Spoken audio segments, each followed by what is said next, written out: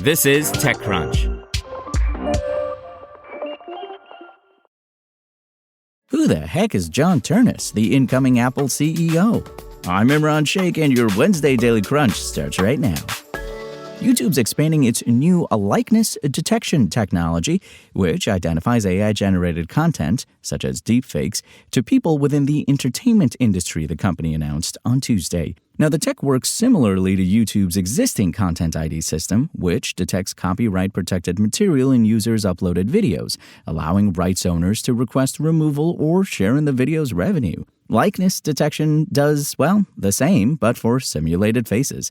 The feature's meant to help protect creators and other public figures from having their identities used without their permission, a common problem for celebrities who find their likenesses have been used in scam ads. The technology was first made available to a subset of YouTube creators in a pilot program last year, before expanding more broadly to include politicians, government officials, and journalists this spring.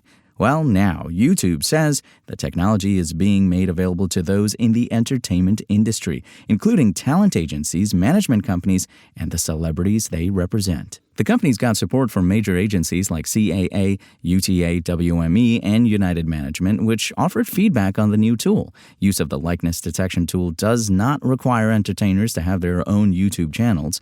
Instead, the feature scans for AI-generated content to detect visual matches of an enrolled participant's face.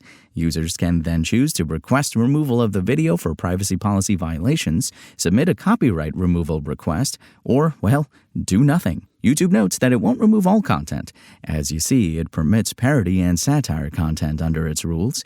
In the future, the tech will support audio as well, the company says.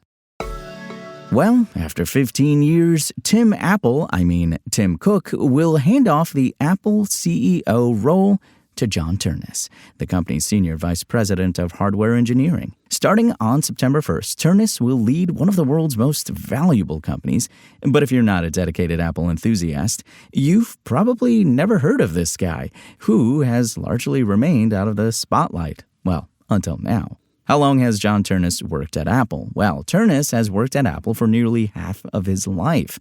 Now 51 years old, he's been with the company for 25 years. You see, he joined Apple's product design team in 2001 as only his second job out of college. His first was at a small maker of virtual reality devices called Virtual Research Systems. By 2013, Ternus was a VP of hardware engineering and was promoted to the senior vice president role in 2021. Ternus, who is 15 years younger than Cook, by the way, was among the youngest of top Apple executives who had been rumored as a possible successor, implying that Apple could be looking for someone to lead the company for a long time.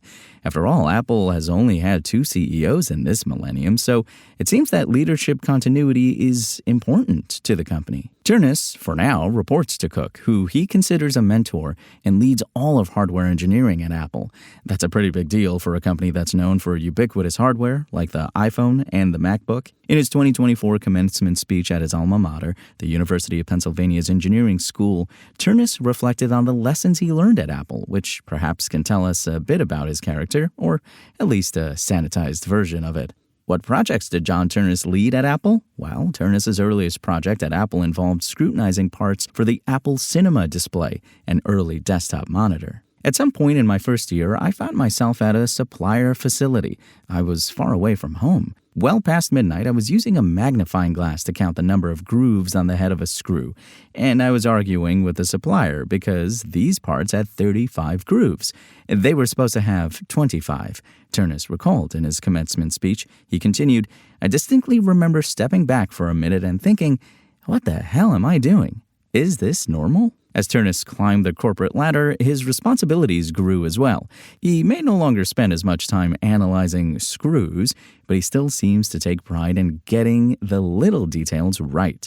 In a recent interview, when Ternus was asked about his favorite memory of Steve Jobs, he mentioned the former Apple co-founder's attention to craftsmanship. From there, he went on to lead the hardware development behind products across the Apple ecosystem, overseeing launches like AirPods, Apple Watch, and the Vision Pro. He also had a hand in major technical upgrades at Apple, like Apple's transition from Intel chips to its own proprietary Apple Silicon. Most recently, Ternus was involved in the production of the MacBook Neo, Apple's new, more affordable laptop model that lowers costs through some clever trade-offs in hardware design, like using an iPhone chip to power the device. As CEO, Ternus is going to have to steer Apple through its challenge to catch up in the AI race and figure out what to do with the underlying tech behind the Vision Pro.